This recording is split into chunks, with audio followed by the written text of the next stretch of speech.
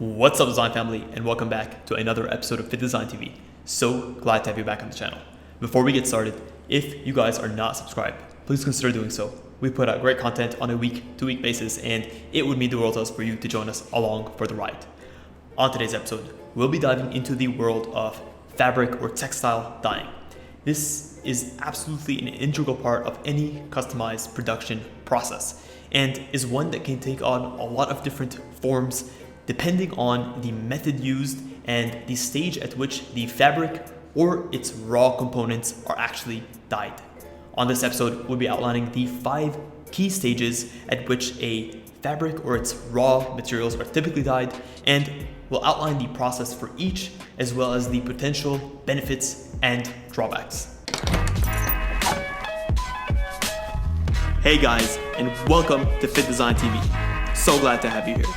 On this channel, we discuss all things sports fashion, graphic design, manufacturing, and technology. We'll discuss key topics, answer pressing questions, and provide actionable steps on starting your own product line. If you're interested in any of the above topics, stick around. You're in for a good one.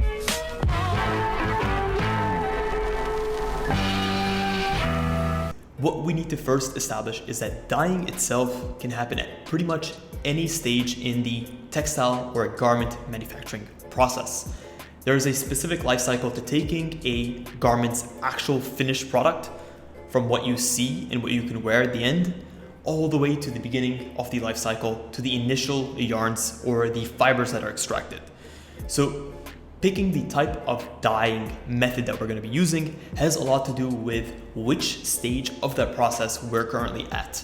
We'll observe each of these methods in chronological order, starting from the method that happens at the very beginning of the textile making process, otherwise known as stock or top dyeing.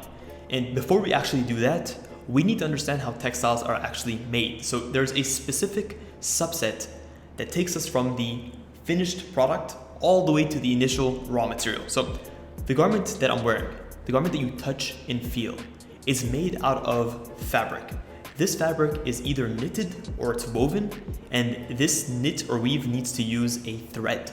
This thread that is either knitted or woven is made using yarns that are tightly twisted together, and these yarns are made out of fibers that are tightly twisted together.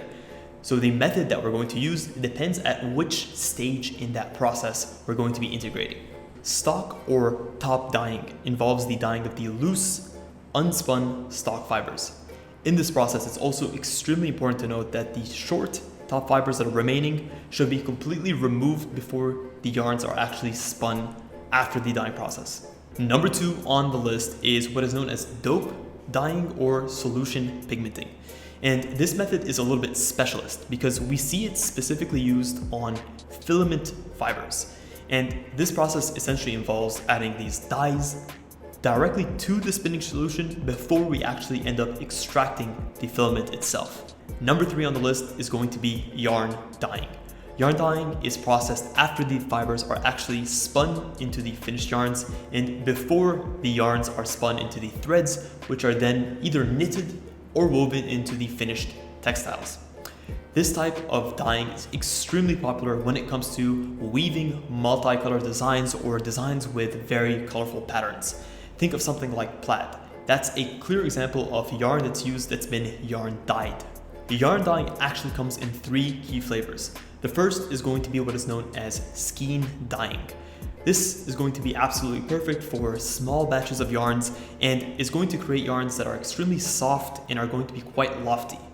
Number 2 is going to be packaging dyeing, and this is going to be perfect for medium-sized batches of yarns and will create yarns that are slightly less soft than those that are skein dyed but more economical. And then on the other extreme of the spectrum, we have what is known as warp dyeing. This is going to be used on extremely large batches of yarns and is by far the most economical way that we dye yarn.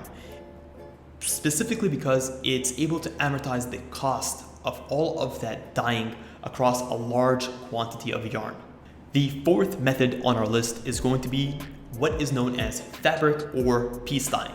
And this is essentially the type of dyeing that takes place after the yarn has been knitted or woven into the finished fabric piece.